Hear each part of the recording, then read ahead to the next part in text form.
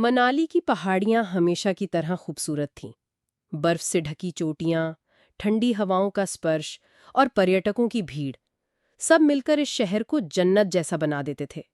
लेकिन इसी जन्नत के बीच एक ऐसा कोना भी था जहां जिंदगी उतनी रंगीन नहीं थी। शहर के बीचों बीच बने एक पुराने लॉज में उस रात का माहौल भारी था। लॉज का बड़ा हॉल हल्की रोशनी से जगमगा रहा था।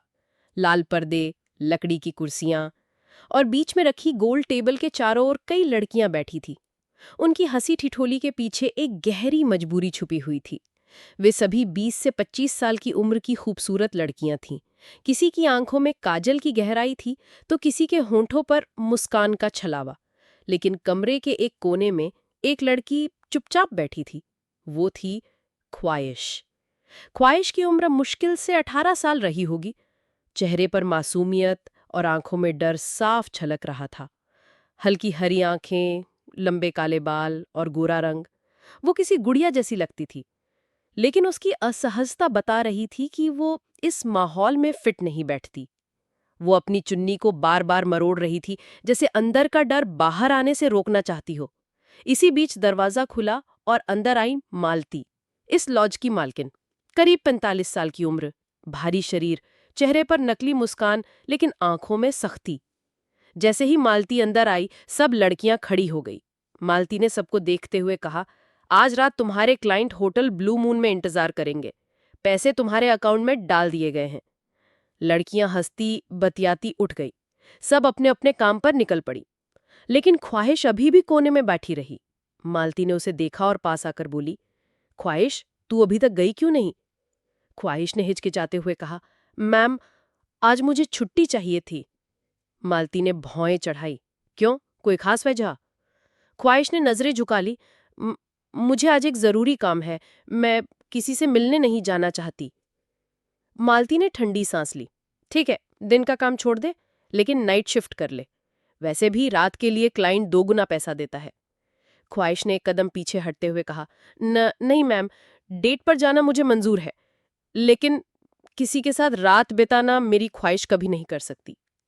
मालती ने नकली मुस्कान के साथ कहा, कोई बात नहीं, तू बस मिलने चली जा। उस क्लाइंट ने साफ कहा है कि उसे कुछ नहीं चाहिए, बस थोड़ी देर बैठना है, बात करनी है, और पैसे भी ज्यादा देगा। ख्वाहिश ने हैरानी से पूछा, सच में? मुझे उसके साथ सोना नहीं पड़ेगा? मालती ने सिर हिलाया, नहीं, सिर्फ बातें, बाकी कुछ नहीं। कुछ पल सोचने के बाद ख्वाहिश ने धीरे से हामी भर दी, ठीक है मैम, मैं आज रात चली जाऊंगी। इतना कहकर वो कमरे से निकल गई। मालती ने तुरंत अपना फोन निकाला और एक नंबर डायल किया। सामने से गहरी आवाज आई, बोलो। मालती बोली, सर, लड़की मान गई है, आज रात होटल ब्लू मून आ रही है। सामने वाले ने बिना कुछ कहे फोन काट दिया। फोन के दूसरी तरफ बैठा था अर्थराज सिंघानिया, करीब 30 साल का नौजवान, सलीके से बने सूट में, हाथ में वाइन का ग्लास और होठों पर रहस्यमयी मुस्कान। उसमें धीमे स्वर में खुद से कहा, आखिरकार, बहुत वक्त के बाद मैंने तुम्हें ढूंढ ही लिया ख्वाहिश। आज की रात तुम वो मंजर देखोगी जिसे तुम कभी नहीं भूल पाओगी। रात के 7 बज चुके थे। मनाली की सड़कों पर सैलानियों की भीड़ धीरे धीरे कम हो रही थी। हल्की बर्फबारी शुरू हो चुकी थी और ठंडी हवाएं हर राहगीर को कपड़ों में सिमटने पर मजबूर कर रही थी। ऐसे मौसम में होटल ब्लू मून रोशनी से नहा रहा था। ये शहर का सबसे आलीशान होटल था, जहां सिर्फ बड़े बड़े बिजनेसमैन, नेता और विदेशी पर्यटक ही ठहर सकते थे। इसकी ऊंची इमारत दूर से ही चमकती हुई दिखाई देती थी। ख्वाहिश होटल के बाहर खड़ी थी। उसने मोटे स्वेटर के अंदर अपनी चुन्नी को अच्छे से लपेट रखा था। होंठों पर हल्की सी लिपस्टिक, चेहरे पर बारीक मेकअप, लेकिन आंखों में वही पुराना डर और झिझक। उसने खुद से कहा, चल ख्वाहिश, जल्दी से काम खत्म कर, बस थोड़ी देर बात करनी है और फिर घर। अपने कांपते कदमों से वो होटल के अंदर चली गई। होटल की लॉबी में कदम रखते ही उसकी आंखें चौंधिया गईं। संगमरमर की चमचमाती फर्श, दीवारों पर लगे क्रिस्टल झूमर और कोनों पर खड़े गार्ड्स का सख्त अंदाज, सब कुछ उसके लिए नया था। रिसेप्शन पर खड़े मैनेजर ने मुस्कुराते हुए कहा, मैडम, सर आपका इंतजार ऊपर कर रहे हैं। ख्वाहिश ने हल्का सा सिर हिलाया। उसकी धड़कनें तेज हो रही थी। वो लिफ्ट में दाखिल हुई।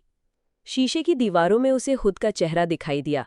उस मासूम चेहरे पर डर साफ झलक रहा था। मैं ये सब क्यों कर रही हूँ? क्या वाकई मुझे इसकी जरूरत है? उसने खुद से सवाल किया, लेकिन जवाब नहीं मिला। लिफ्ट 7वीं मंजिल पर रुकी। बाहर एक लंबा सा गलियारा था। हर कमरे का दरवाजा बंद था, लेकिन आखिर में सूट 707 का दरवाजा आधा खुला था। वहीं से हल्की सी खुशबू आ रही थी, महंगी वाइन और सिगार की मिली-जुली महक। ख्वाहिश के कदम भारी हो गए। उसने गहरी सांस ली और धीरे धीरे दरवाजे तक पहुंची। दरवाजे को हल्का धक्का दिया और तभी उसकी नज़र उस पर पड़ी। कमरे के बीचों बीच नीली रोशनी में नहाया हुआ एक आदमी बैठा था।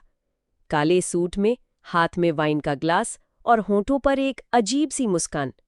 वो था अर्थराज सिंघानिया। कमरा मानो किसी राजा का दरबार हो। मुलायम सूफे, क्रिस्टल की सजावट और बीच में रखा महंगा वाइन सेट।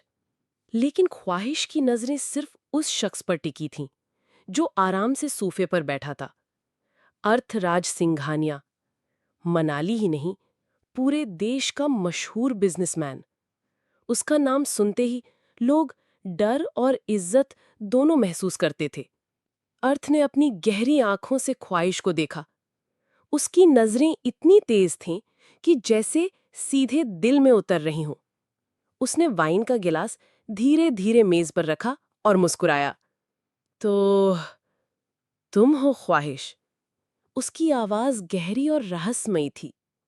ख्वाहिश ने सिर झुका लिया। Good evening sir. अर्थ ने हल्की हंसी हंसी। डरो मत, मैंने तुम्हें यहां सिर्फ बैठने और बात करने के लिए बुलाया है। ख्वाहिश ने राहत की सांस ली, लेकिन उसके कदम अब भी कांप रहे थे। वो धीरे धीरे पास आकर सोफे के किनारे बैठ गई।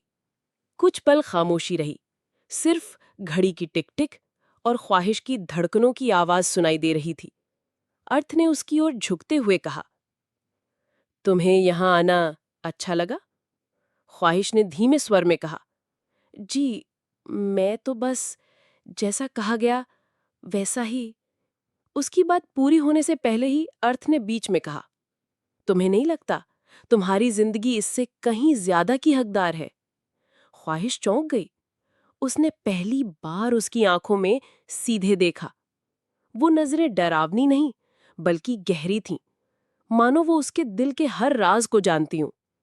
ख्वाहिश ने कांपते स्वर में पूछा, आप मुझे पहले से जानते हैं क्या? अर्थ ने मुस्कुराकर गिलास उठाया। जितना तुम सोच भी नहीं सकती, उससे कहीं ज्यादा। कमरे की हवा अचानक भारी हो गई थी। ख्वाहिश अब और भी बेचैन थी। उसे समझ नहीं आ रहा था कि ये अजनबी आदमी इतनी गहराई से उसकी जिंदगी की बातें कैसे कर रहा है। उसने होंठ भींचते हुए कहा, मैं समझी नहीं सर। अर्थ ने कुर्सी पर पीछे झुकते हुए आंखें आधी बंद कर लीं। समझोगी, धीरे धीरे सब समझोगी। लेकिन पहले मुझे ये बताओ ख्वाहिश, तुम अपने डर को इतना छुपाती क्यों हो? ख्वाहिश की आंखें नम हो गईं। उसने नजरें झुका लीं। दिल की गहराइयों में एक तूफान उठ रहा था।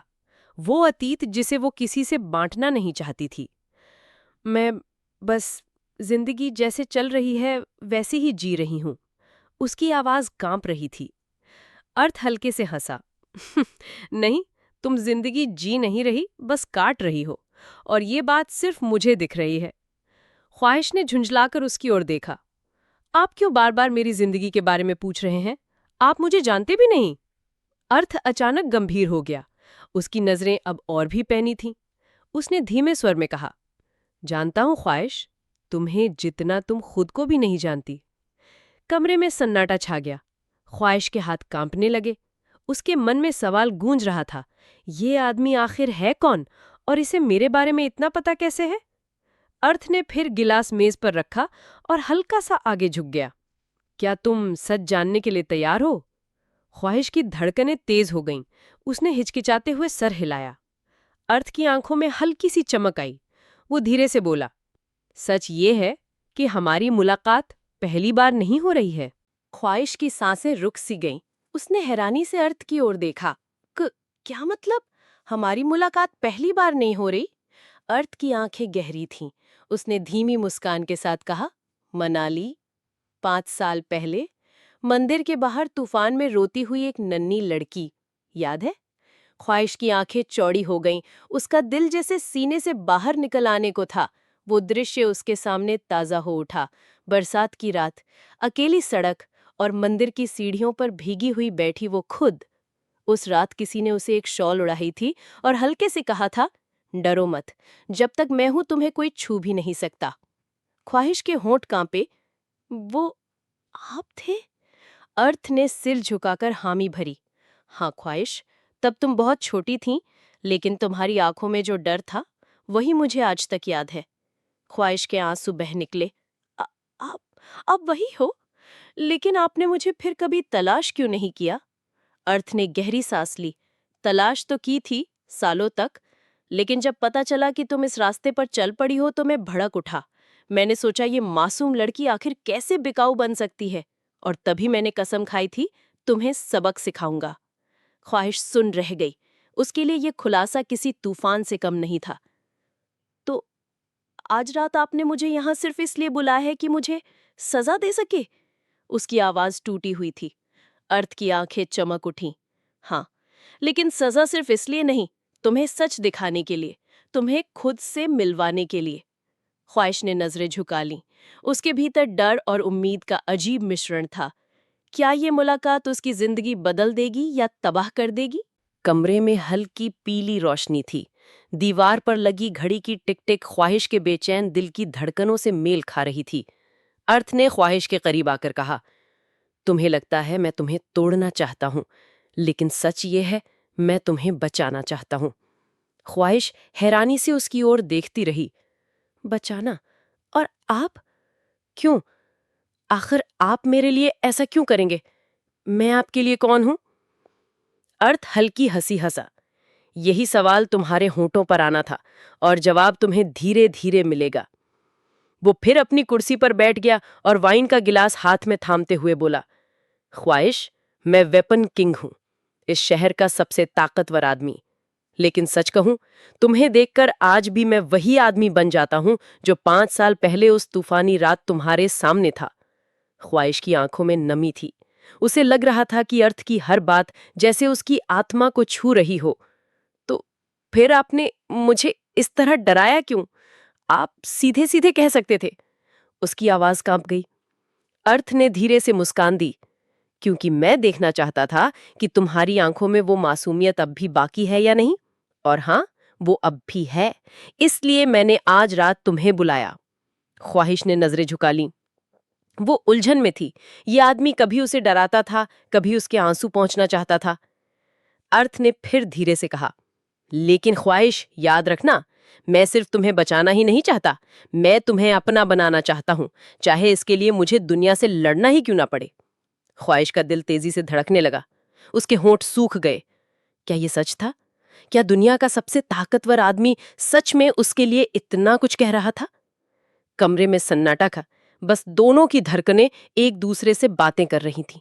ख्वाहिश की आंखों में आंसू भर आए। अर्थ के शब्दों ने उसके दिल को छू तो लिया था, पर उसके अंदर का डर अब भी जिंदा था। वो कांपती आवाज में बोली, आप मुझे अपना बनाना चाहते हैं, लेकिन आप नहीं जानते मैं कौन हूं। आप नहीं जानते मैंने क्या क्या सहा है। मैं आपके काबिल नहीं हूं। अर्थ ने अपनी कुर्सी से उठकर उसके करीब कदम बढ़ाए। उसकी गहरी आंखें अब ख्वाहिश के चेहरे पर टिकी थीं। तो बताओ ख्वाहिश, ऐसा क्या है जो तुम्हें मेरे काबिल नहीं बनाता? कौन सा राज है जो तुम छुपा रही हो? ख्वाहिश ने चेहरा दूसरी तरफ फेर लिया। उसके होंठ कांप रहे थे। कुछ देर तक चुप रही, फिर जैसे टूट गई। मैं मजबूरी में यहाँ आई हूँ।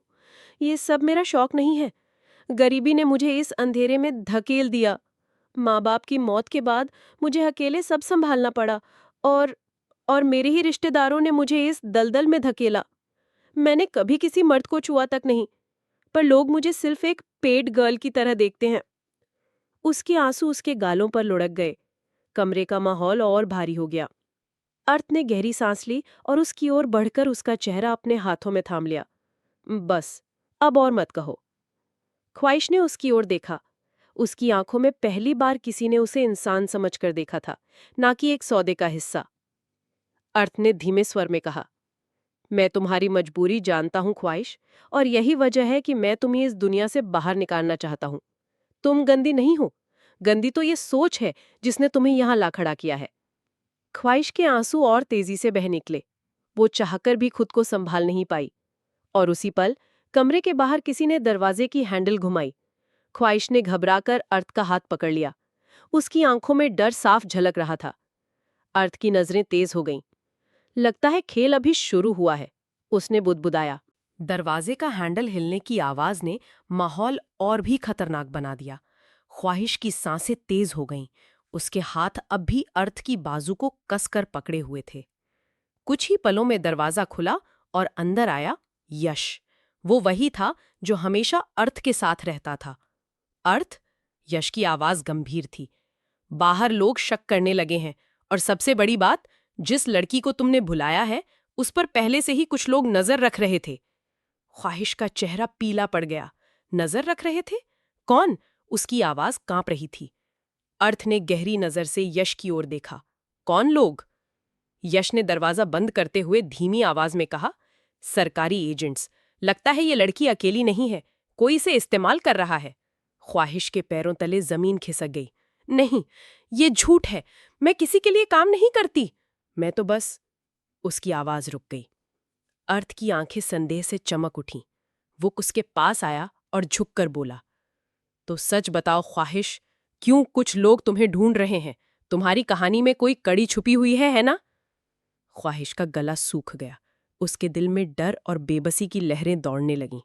उसने कांपते हुए होठों से कहा, मुझे नहीं पता कौन लोग हैं, पर हाँ, जब से मैं इस काम में आई हूं, कोई ना कोई मेरा पीछा करता है।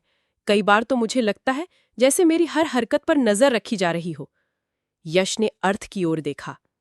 मैंने कहा था ना, ये लड़की सिर्फ मासूम नहीं है, इसके पीछे कुछ बड़ा राज है। अर्थ ने चुपचाप ख्वाहिश की आंखों ने देखा। उसकी नजरों में गुस्से और उत्सुकता का अजीब मिश्रण था।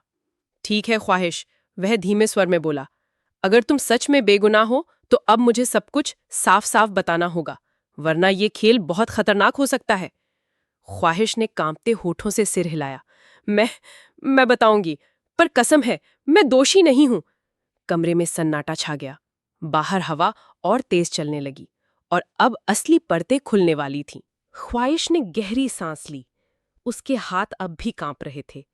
वो एक पल के लिए चुप रही, जैसे हिम्मत जुटा रही हो, और फिर बोली, मैंने कभी ये काम अपनी मर्जी से नहीं चुना। मेरे माँ बाप की मौत एक एक्सीडेंट में हुई थी, लेकिन उस हादसे के पीछे कोई साजिश थी। अर्थ और यश दोनों चौंक कर उसकी ओर देखने लगे। क्या मतलब, साजिश? अर्थ ने तेज स्वर में पूछा। ख्वाहिश की आंखें भर आई। हाँ, उस रात मेरे पापा घर लौट रहे थे। उन्होंने मुझे फोन करके कहा था कि वो किसी बड़े रहस्य का पर्दाफाश करने वाले हैं, और अगले ही घंटे उनकी कार पहाड़ से गिर गई। उसकी आवाज टूट रही थी। सबने कहा कि ये हादसा था, लेकिन मुझे आज तक यकीन नहीं, क्योंकि पापा एक सरकारी डील में काम कर रहे थे। उन्होंने हथियारों की तस्करी के बारे में कुछ सबूत जुटाए थे, और शायद इसी वजह से उनकी जान ली गई। अर्थ के चेहरे की रंगत बदल गई। उसने यश की ओर देखा। यश ने धीमे स्वर में कहा, क्या तुम समझ रहे हो अर्थ? ये उसी खेल का हिस्सा है जिसमें तुम्हारा नाम भी आता है। ख्वाहिश ने सिर झुकाकर कहा, पापा की मौत के बाद मेरे रिश्तेदारों ने मुझे घर से निकाल दिया। उन्होंने मेरे हिस्से की जमीन और पैसे हड़प लिए। मेरे पास कुछ नहीं बचा था। मजबूरी में मैं यहां तक आ गई, लेकिन जिस रात से मैं इस धंधे में उतरी हूं, मुझे लगता है कोई मेरे पीछे है। शायद वो लोग जो मेरे पापा की मौत में शामिल थे। उसकी आंखों से आंसू टपकने लगे। अर्थ की मुट्ठियां कस गई। उसकी नजरें बेहद गंभीर हो गई। ख्वाहिश, तुम्हें अंदाजा है तुमने अभी क्या कहा है? ये मामला सीधा सीधा हथियारों की तस्करी से जुड़ा है, और इस खेल में बहुत बड़े नाम शामिल हैं। ख्वाहिश ने हाफते हुए कहा, मुझे सिर्फ इतना पता है कि पापा ने आखिरी बार जिस कंपनी का नाम लिया था वो थी सिंघानिया इंडस्ट्रीज। कमरे का सन्नाटा पल भर में भारी हो गया। अर्थ की आंखें चौड़ी हो गई। यश का चेहरा पीला पड़ गया, और ख्वाहिश को अचानक एहसास हुआ, जिस नाम का उसने जिक्र किया वो सामने खड़े आदमी का ही साम्राज्य था। अर्थराज सिंघानिया। ख्वाहिश की जुबान से जैसे ही सिंघानिया इंडस्ट्रीज का नाम निकला, कमरे की हवा अचानक थम सी गई। अर्थ की आंखों में गुस्सा और दर्द की चमक थी। यश तुरंत आगे बढ़ा और बोला, ख्वाहिश, क्या तुम्हें पता भी है तुम किसका नाम ले रही हो? ये सामने खड़ा आदमी, अर्थराज सिंघानिया, उसी कंपनी का मालिक है। ख्वाहिश के पैरों तले जमीन खिसक गई। उसकी सांसें रुक सी गईं। उसने कांपते हुए अर्थ की ओर देखा। "न- नहीं, ये सच नहीं हो सकता।" उसकी आवाज टूटी हुई थी। अर्थ ने एक गहरी सांस ली और वाइन का गिलास जोर से मेज पर रख दिया। हाँ ख्वाहिश, मैं ही हूं उस कंपनी का मालिक। वही सिंघानिया इंडस्ट्रीज, जिससे तुम्हारे पिता का नाम जुड़ा था। ख्वाहिश की आंखों में आंसू भर आए। उसका दिल तेजी से धड़क रहा था। तो मेरे पापा की मौत के पीछे क्या आप भी शामिल थे? अर्थ की नजरें कठोर हो गईं। रुको, उसने गहरी आवाज में कहा। तुम्हें जो दिख रहा है, सच उससे कहीं बड़ा है। हाँ, तुम्हारे पिता का नाम मेरी कंपनी की एक डील से जुड़ा था, लेकिन उनकी मौत का सच आज तक किसी ने उजागर नहीं किया। और यकीन मानो, अगर उस हादसे के पीछे मेरा हाथ होता, तो मैं तुम्हारे सामने खड़ा ना होता। ख्वाहिश की सांसें कांप रही थीं। वो समझ नहीं पा रही थी कि सामने खड़ा ये ताकतवर आदमी उसका दुश्मन है या उसका रक्षक। यश ने गहरी नजर से अर्थ की ओर देखा और धीरे से कहा, अर्थ, अब और छुपाने का वक्त नहीं है। अगर सच सामने आना है तो आज ही आना चाहिए, वरना ये लड़की तुम्हें कभी माफ नहीं करेगी। अर्थ ने अपनी आंखें बंद कर ली। उसके चेहरे पर एक अजीब सा संघर्ष झलक रहा था।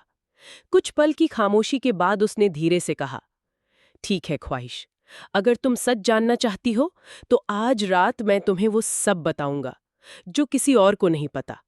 तुम्हारे पिता की मौत का सच, और वो राज जो इस शहर की नींव हिला देगा। ख्वाहिश का दिल बैठ गया। उसकी आंखों में डर और उम्मीद दोनों थे। उसने धीरे से फुसफुसाकर कहा, क्या सच में आप सब जानते हैं?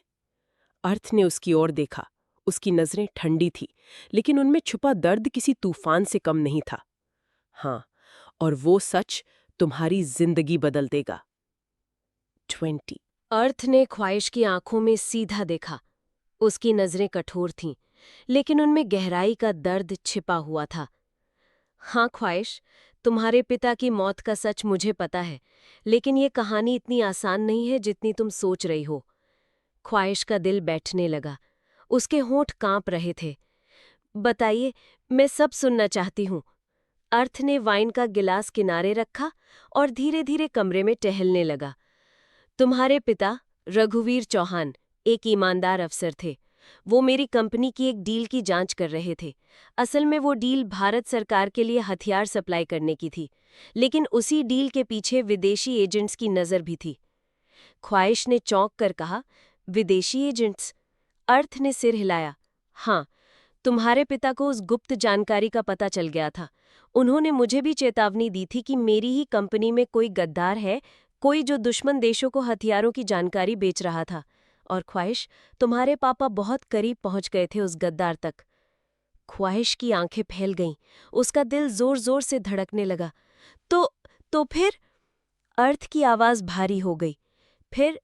ठीक उसी रात उनकी कार का एक्सीडेंट हुआ। सबको लगा कि यह हादसा है, लेकिन मैं जानता हूं, यह हत्या थी। किसी ने उनकी कार के ब्रेक काट दिए थे। ख्वाहिश की आंखों से आंसू झरझर बह निकले। उसके होंठ कांप रहे थे। मतलब पापा सच के बहुत करीब थे? अर्थ ने उसकी ओर देखा। हाँ, और इसलिए उन्हें हटाया गया। लेकिन हत्यारा कौन था, ये आज तक किसी को नहीं पता। मेरे लिए भी ये अब तक एक रहस्य है। यश आगे बढ़ा और गंभीर स्वर में बोला, लेकिन हमें अंदाजा है कि ये काम अकेले किसी का नहीं हो सकता। इसमें कई बड़े लोग शामिल थे, और शायद वही लोग अब ख्वाहिश के पीछे पड़े हैं, ताकि उसके पापा की छोड़ी हुई फाइल किसी को न मिल सके। ख्वाहिश ने आंसू पोंछते हुए कहा, फाइल? कौन सी फाइल? अर्थ की आंखों में चमक आई। वही, जिसमें सारे सबूत थे। वो फाइल आज तक लापता है, और शायद तुम्हें भी इसलिए पीछा किया जा रहा है। कमरे का सन्नाटा गहरा हो गया। ख्वाहिश के सामने उसकी जिंदगी का सबसे बड़ा सच खुल रहा था। ख्वाहिश की आंखों में आंसू चमक रहे थे, लेकिन उनमें अब जिज्ञासा और डर भी था। उसने कांपते हुए कहा, फाइल, आप जिस फाइल की बात कर रहे हैं शायद वो मेरे पास है। अर्थ और यश दोनों एक साथ उसकी ओर मुड़े। क्या? अर्थ की आवाज गहरी और सख्त थी। तुम्हारे पास? ख्वाहिश ने सिर झुकाया और धीमी आवाज में बोली, हाँ, पापा के मरने से एक दिन पहले उन्होंने मुझे एक छोटा सा बैग दिया था। उन्होंने कहा था, इसे किसी पर भरोसा मत करना, बस इसे सुरक्षित रखना। तब मैं छोटी थी, समझ नहीं पाई। उस बैग को मैंने अपने सामान के साथ छुपा दिया और उस दिन के बाद कभी हिम्मत नहीं हुई खोलने की। यश ने चौंक कर अर्थ की ओर देखा। मतलब, वो सबूत अभी भी जिंदा है? अर्थ की आंखें सख्त हो गईं। ख्वाहिश, क्या तुम्हें अंदाजा है तुम्हारे पास क्या है? अगर वो फाइल सच में वही है जिसकी मुझे तलाश है, तो पूरी दुनिया के सबसे बड़े हथियार माफिया का चेहरा बेनकाब हो सकता है। ख्वाहिश ने डरते हुए कहा, लेकिन अगर ऐसा है तो मेरे पीछे जो लोग बड़े हैं वो किसी भी हद तक जा सकते हैं। मैं डरती हूँ। अर्थ ने उसके कांपते हाथ अपने हाथों में थाम लिए। अब तुम्हें डरने की जरूरत नहीं है। जब तक मैं हूं तुम्हें कोई छू भी नहीं सकता। मैं कसम खाता हूं ख्वाहिश, तुम्हारे पापा का अधूरा काम मैं पूरा करूंगा। ख्वाहिश ने आंसू भरी आंखों से उसकी ओर देखा। उसकी आंखों में पहली बार उम्मीद की चमक थी। लेकिन उसी वक्त यश ने दरवाजे की ओर इशारा किया। बाहर से धीमे कदमों की आहट आ रही थी। किसी की परछाई दरवाजे के नीचे से झलक रही थी। अर्थ की नजरें तेज हो गईं। लगता है हम अकेले नहीं हैं। दरवाजे के बाहर की आहट अब और साफ हो रही थी। ख्वाहिश का दिल धड़कनों की रफ्तार से तेज धड़क रहा था। उसने कांपती आवाज में कहा, कोई कोई बाहर है। अर्थ ने इशारे से उसे चुप कराया और यश को संकेत दिया। यश फुर्ती से कमरे की बत्ती बुझा देता है। पूरा कमरा अंधेरे में डूब जाता है। अचानक धड़ाम की आवाज हुई। दरवाजा जोर से टूटकर खुला। 3 नकाबपोश आदमी हाथों में बंदूकें लिए अंदर घुसे। फाइल कहाँ है? उनमें से एक ने चीखते हुए कहा। ख्वाहिश डर के मारे कुर्सी से पीछे हट गई। लेकिन उसी पल अर्थ आगे बढ़ा। उसकी आंखों में आग थी। उसने टेबल पर रखा क्रिस्टल का ग्लास उठाकर एक हमलावर पर फेंका। ग्लास सीधे उसके माथे से टकराया और वो लड़खड़ाकर गिर पड़ा। यश ने झटपट अपनी कमर से पिस्टल निकाली और बाकी 2 पर तान दी। कमरे में गोलियों की आवाज गूंज उठी। ख्वाहिश ने कानों पर हाथ रख लिए। उसकी आंखों से आंसू बह रहे थे। अर्थ ने तेजी से ख्वाहिश को अपनी ओर खींचकर दीवार के पीछे छुपा दिया। कुछ नहीं होगा तुम्हें, मैं हूं यहाँ। यश और हमलावरों के बीच भयंकर भिड़ंत चल रही थी। 2 नकाबपोश घायल होकर गिर गए, लेकिन एक अब भी खड़ा था। उसने बंदूक सीधी ख्वाहिश पर तान दी। फाइल दो, नहीं तो इसे मार दूंगा। ख्वाहिश की सांस अटक गई। वो कांपते हुए अर्थ की ओर देखने लगी। अर्थ ने धीमी आवाज में कहा, डरना मत, बस मेरी आंखों में देखो। और अगले ही पल उसने अद्भुत तेजी से उस हमलावर पर हमला किया। उसके हाथ से बंदूक छीनकर उसे जमीन पर गिरा दिया। उसकी पकड़ इतनी मजबूत थी कि वो आदमी चीख भी ना सका। कुछ ही मिनटों में तीनों नकाबपोश बेहोश होकर जमीन पर पड़े थे। कमरा फिर से सन्नाटे में डूब गया। सिर्फ ख्वाहिश की तेज सांसें और धड़कनें सुनाई दे रही थी। अर्थ ने उसकी ओर देखा। अब समझी ख्वाहिश, तुम्हारी जिंदगी कितनी कीमती है? ये खेल अब शुरू हुआ है। डैश। कमरे की फर्श पर तीनों नकाबपोश पड़े कराह रहे थे। यश ने तुरंत उनमें से एक को जगाने के लिए उसके चेहरे पर पानी डाला। वो आदमी धीरे धीरे होश में आया और डर से कांपने लगा। अर्थ ने झुककर उसकी कॉलर पकड़ ली और ठंडी आवाज में बोला, कौन भेजा है तुम्हें? बोलो, वरना जिंदा नहीं जाओगे। आदमी की आंखों में डर साफ झलक रहा था, पर वो जिद करके चुप रहा। यश ने उसकी बंदूक उठा ली और गोली चेंबर में भरते हुए कहा, देख, हमारे पास वक्त नहीं है, बोल या फिर। ठाए। गोली उसके कान के बिल्कुल पास से गुजरी और दीवार में धंस गई। आदमी पसीने से तरबतर हो गया। हम तो बस छोटे खिलाड़ी हैं। उसने हांफता हुए कहा कि हमें सिर्फ इतना कहा गया था कि होटल ब्लू मून में मौजूद लड़की को उठा लाना है और उसके साथ वाला फाइल हमें चाहिए। ख्वाहिश ने हैरानी से अर्थ की ओर देखा। मेरे पीछे? लेकिन क्यों? मैं तो बस। अर्थ ने गहरी सांस ली और उसकी ओर देखते हुए कहा, ख्वाहिश, तुम्हें अंदाजा भी नहीं कि तुम्हारे अतीत में ऐसा क्या छुपा है जिसके लिए दुश्मन जान लेने पर उतारू है। ख्वाहिश की आंखों से आंसू बह निकले। मैं तो बस एक मजबूर लड़की हूं। मुझे नहीं पता कि ये सब क्यों हो रहा है। यश ने बीच में कहा, अर्थ, ये लोग झूठ नहीं बोल रहे, कोई बड़ा खिलाड़ी है जो ख्वाहिश को टारगेट कर रहा है। हमें असली मास्टरमाइंड तक पहुंचना होगा। अर्थ ने गर्दन दबोचते हुए फिर सवाल किया, नाम बताओ, किसने भेजा? आदमी हकलाते हुए बोला, सर, नाम तो नहीं पता, लेकिन हमें हर हफ्ते पैसे मनाली के पुराने रॉयल क्लब से मिलते हैं, वहीं हमारा कांटेक्ट है।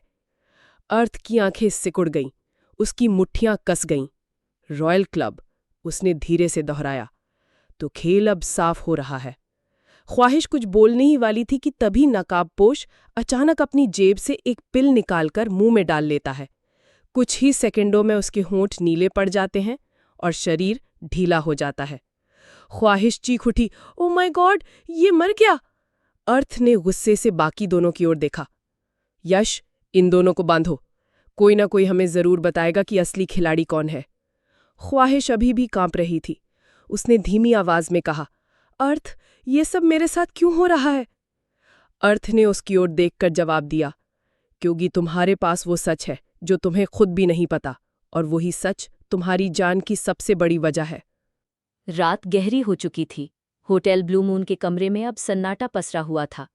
3 नकाबपोशों में से एक मर चुका था, बाकी 2 बंधे पड़े कराह रहे थे। ख्वाहिश खिड़की के पास खड़ी थी, उसकी आंखें अभी भी डर और सवालों से भरी थीं। वो धीरे धीरे अर्थ की ओर मुड़ी और कांपती आवाज में बोली, तुम कहते हो मेरे अतीत में कोई राज है, पर मैं तो बस एक अनाथ लड़की हूं। मेरे माँ बाप का पता तक नहीं, फिर मेरे पीछे कौन हो सकता है?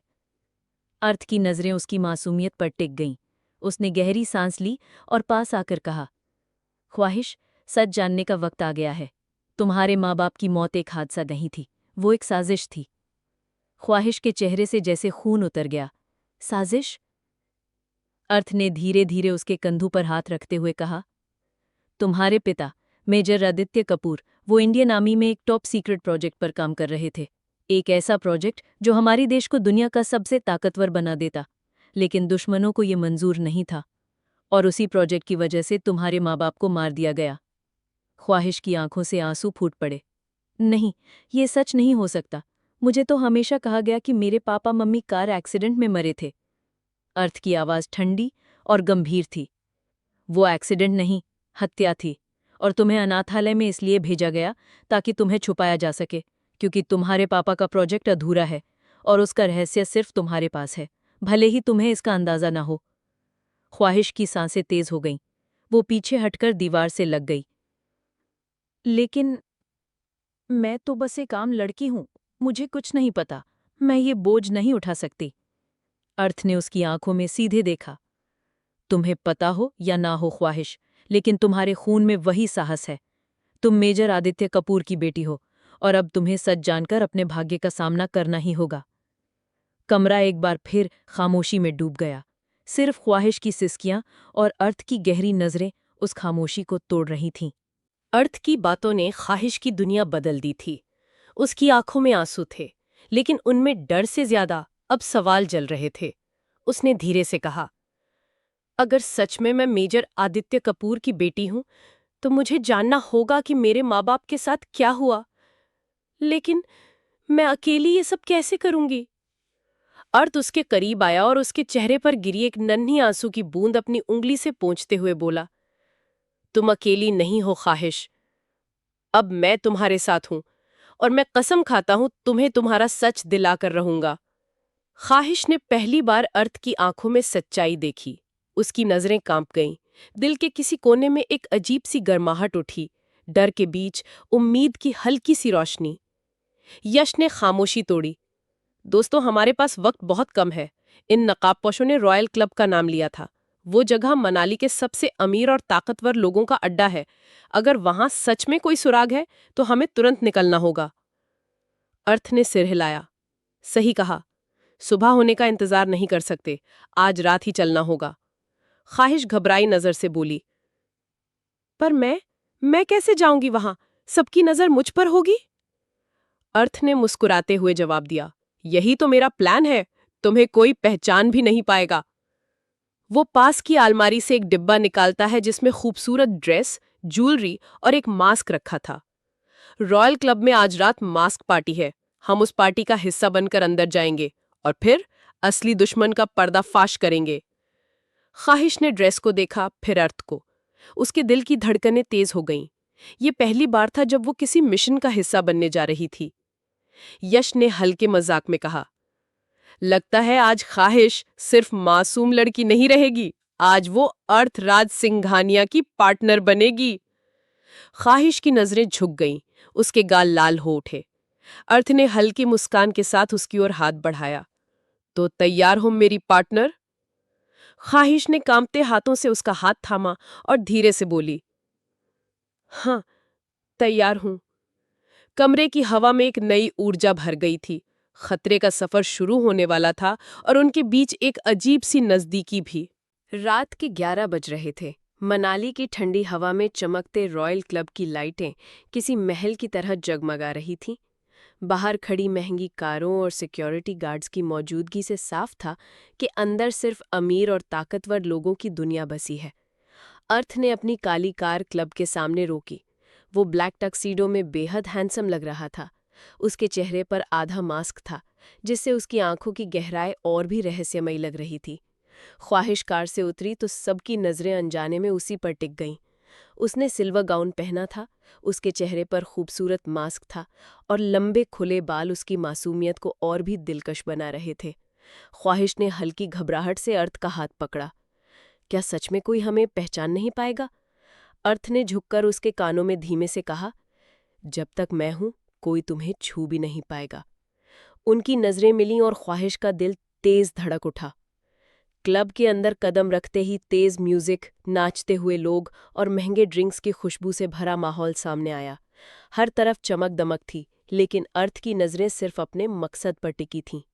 यश पहले ही अंदर मौजूद था। वो वेटर का भेस बनाकर इधर उधर घूम रहा था और सब पर नजर रख रहा था। उसने हल्के इशारे से अर्थ को बताया कि टारगेट अभी तक नहीं आया है। अर्थ और ख्वाहिश भीड़ में घुलने के लिए डांस फ्लोर पर चले गए। ख्वाहिश कांपते हुए बोली, मैं डांस नहीं कर सकती। अर्थ ने उसका हाथ पकड़कर उसके करीब खींच लिया। डांस नहीं, बस मेरी आंखों में देखो। धीरे धीरे म्यूजिक की रिदम पर दोनों झूमने लगे। लोग उन्हें देखकर तालियां बजाने लगे, पर ख्वाहिश के दिल में ये सब बस एक पर्दा था। असल में वो हर पल खतरा महसूस कर रही थी।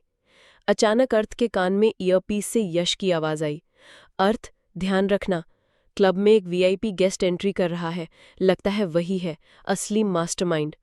अर्थ की आंखें सिकुड़ गईं। उसने ख्वाहिश को और करीब खींचते हुए फुसफुसाया, खेल शुरू हो चुका है। और तभी दरवाज़ा खुला। एक शख्स अंदर आया, पूरे शान से। उसके चेहरे पर भी मास्क था, लेकिन उसकी चाल, उसकी मौजूदगी ने अर्थ और ख्वाहिश दोनों की रूह हिला दी। ख्वाहिश के होंठ कांप उठे। उसने फुसफुसा कर कहा, ये तो वही आदमी है जिसने बचपन में मेरे अनाथालय को आग लगाई थी। क्लब का माहौल अब भी शोर और रोशनी से भरा था, लेकिन ख्वाहिश के कानों में सिर्फ अपनी धड़कनों की आवाज गूंज रही थी। उसकी नजरें उस नकाबपोश शख्स पर टिकी थी, जो धीरे धीरे भीड़ के बीच से निकलता हुआ वीआईपी लाउंज की ओर बढ़ रहा था। ख्वाहिश ने कांपती आवाज में अर्थ से कहा, मैं गलत नहीं हूं, ये वही है। उस रात मैं छोटी थी, लेकिन उसकी आंखें, उसकी चाल मैं कभी नहीं भूल सकती। अर्थ ने उसकी नाजुक हथेली अपने हाथों में कसकर पकड़ी। अगर तुम्हारी याददाश्त सही है तो आज सच सामने आएगा, लेकिन हमें सावधानी से काम करना होगा।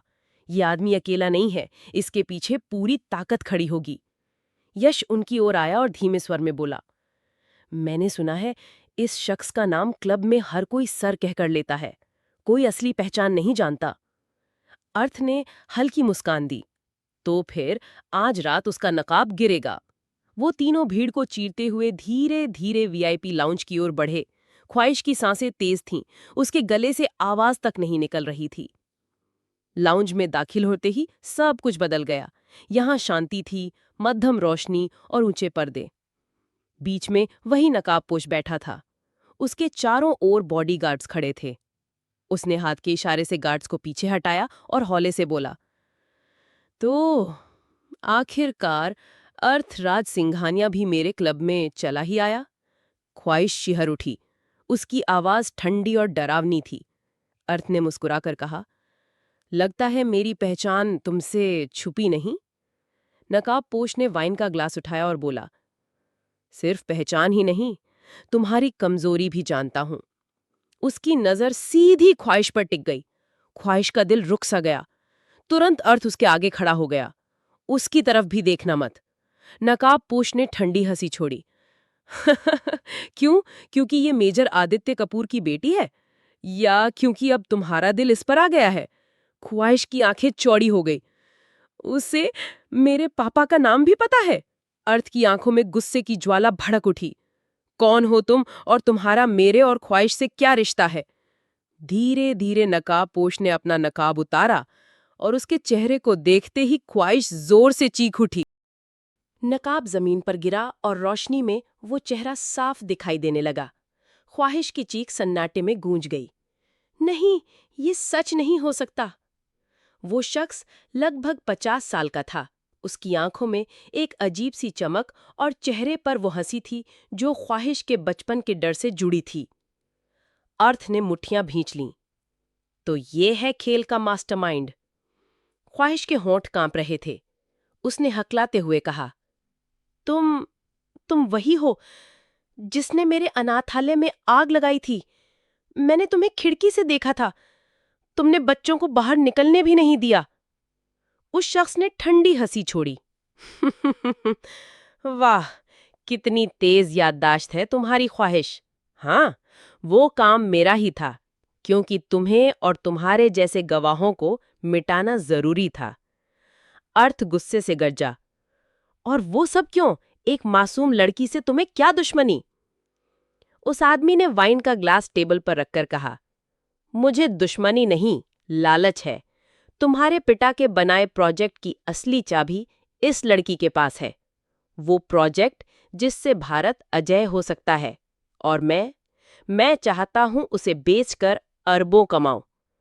ख्वाहिश ने हैरानी से सिर हिलाया। लेकिन मुझे कुछ नहीं पता, मेरे पास कुछ भी नहीं है। वो आदमी मुस्कुराया। जानती हो ख्वाहिश, तुम्हारे पिता ने मरने से पहले तुम्हारे लिए एक कोड छोड़ा था। वो कोड तुम्हारी यादों में है। तुम्हें खुद भी नहीं पता, लेकिन वही कोड मेरे लिए सोने की खान है। अर्थ आगे बढ़ा और उसकी कॉलर पकड़ ली। तो चाहे कितना भी बड़ा खिलाड़ी क्यों ना हो, ख्वाहिश को छूने नहीं दूंगा। आसपास खड़े बॉडीगार्ड्स ने तुरंत बंदूकें तान दी। कमरे का माहौल बारूद की तरह गर्मा गया। उस आदमी ने मुस्कुराकर कहा, अर्थराज सिंघानिया, तू सोचता है कि अपनी ताकत से मुझे रोक लेगा? मत भूल, असली खेल अभी शुरू हुआ है। ख्वाहिश की आंखों में आंसू थे, लेकिन इस बार उसमें डर के साथ गुस्सा भी था। उसने ठान लिया था कि अब वो भागेगी नहीं, अब उसे अपने अतीत का सच जानना ही होगा। कमरे में चारों ओर बंदूकें तनी हुई थीं। अर्थ ने ख्वाहिश को अपने पीछे कर लिया और ठंडी आवाज में बोला, अगर किसी ने इसे छुआ भी तो मैं सबको जला दूंगा। उस आदमी ने व्यंग्य से हंसते हुए हाथ उठाया। फायर! ठाए ठाए ठाए! अचानक गोलियों की बरसात होने लगी। यश ने फुर्ती से टेबल पलटकर कवर लिया और अर्थ को इशारा किया। अर्थ ने तुरंत ख्वाहिश को जमीन पर खींच लिया और खुद भी उसके ऊपर झुक गया। गोलियां उनके सिर के ऊपर से गुजर रही थी। कांच टूटकर बिखर रहा था। ख्वाहिश का दिल इतने जोर से धड़क रहा था कि उसे लगा अब वो रुक ही जाएगा। उसने कांपते हुए कहा, अर्थ, हम बच नहीं पाएंगे। अर्थ ने उसकी आंखों में देखते हुए कहा, जब तक मैं हूं, मैं तुम्हें कुछ नहीं होने दूंगा। होटल ब्लू मून के उस कमरे में टूटा कांच, बिखरा फर्नीचर और बारूद की गंध अब भी हवा में तैर रही थी। ख्वाहिश जमीन पर बैठी गहरी सांसें ले रही थी। उसकी हथेलियां अब भी बंदूक पकड़े कांप रही थीं। अर्थ उसके पास आया और धीरे से बंदूक उसके हाथ से लेकर बोला, डरो मत, ये अब तुम्हारी दुश्मन नहीं, तुम्हारी ताकत है। ख्वाहिश ने उसकी तरफ देखा। उसकी आंखों में आंसू थे। मैंने किसी को मारा? मैं तो कभी सोच भी नहीं सकती थी। अर्थ ने उसकी ठुड्डी उठाकर कहा, तुमने किसी को नहीं मारा, तुमने सिर्फ अपने हक और अपनी जिंदगी की रक्षा की है। अब तुम वो मासूम लड़की नहीं हो जो भागती रहती थी, अब तुम योद्धा हो। ख्वाहिश, यश ने दोनों को देखते हुए कहा, लेकिन हमें जल्दी करना होगा। वो आदमी आसानी से हाथ नहीं आएगा, और अगर सच में ख्वाहिश की यादों में कोई कोड है तो दुश्मन जल्द ही फिर हमला करेगा। ख्वाहिश ने हैरानी से पूछा, लेकिन मेरी यादों में आखिर कौन सा कोड हो सकता है? अर्थ ने सोचा और धीमे स्वर में बोला, तुम्हारे पिता वैज्ञानिक थे। उन्होंने अपने रिसर्च प्रोजेक्ट की चाबी किसी सुरक्षित जगह छुपाई होगी, और शायद तुम्हारे बचपन में तुम्हें वो कोड किसी कहानी, किसी खेल या किसी गाने की तरह याद कराया गया हो। ख्वाहिश की आंखें चौड़ी हो गईं।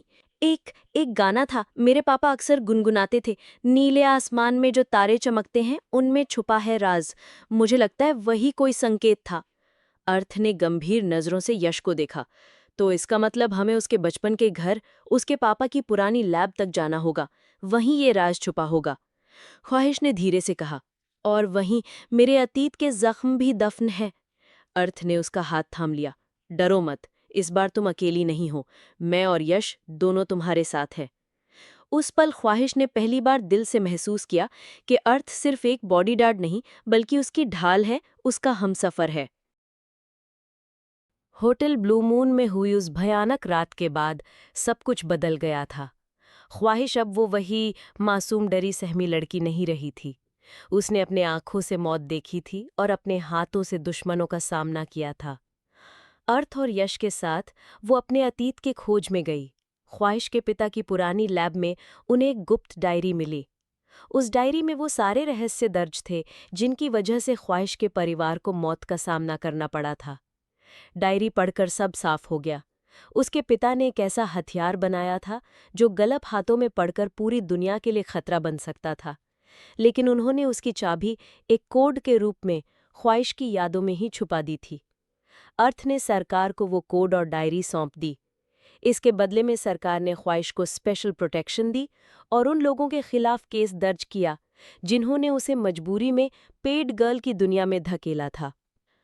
कुछ महीनों बाद मनाली की बर्फीली वादियों में ख्वाहिश एक छोटे से कैफे में बैठी थी। उसके सामने अर्थ था। दोनों के हाथों में कॉफी के मग थे और दोनों की आंखों में एक सुकून था। ख्वाहिश ने मुस्कुराकर कहा, अगर उस रात होटल ब्लू मून में तुम नहीं होते तो शायद मैं आज जिंदा भी नहीं होती। अर्थ ने उसकी ओर देखते हुए कहा, और अगर तुम नहीं होती तो शायद मुझे अपनी जिंदगी का मकसद कभी नहीं मिलता। ख्वाहिश की आंखों में नमी थी, लेकिन होठों पर मुस्कान। वो अब सिर्फ एक लड़की नहीं थी, वो एक जंग लड़ चुकी और जीत चुकी बहादुर औरत थी। उसने अर्थ का हाथ थाम लिया और धीमे स्वर में कहा, अब मैं तुम्हारी हूं, हमेशा के लिए। बाहर बर्फ गिर रही थी और भीतर दो दिलों के बीच मोहब्बत का मौसम खिल चुका था। सस्पेंस और खौफ की उस रात के बाद उनकी कहानी ने अब नया मोड़ ले लिया था, मोहब्बत और नई जिंदगी का।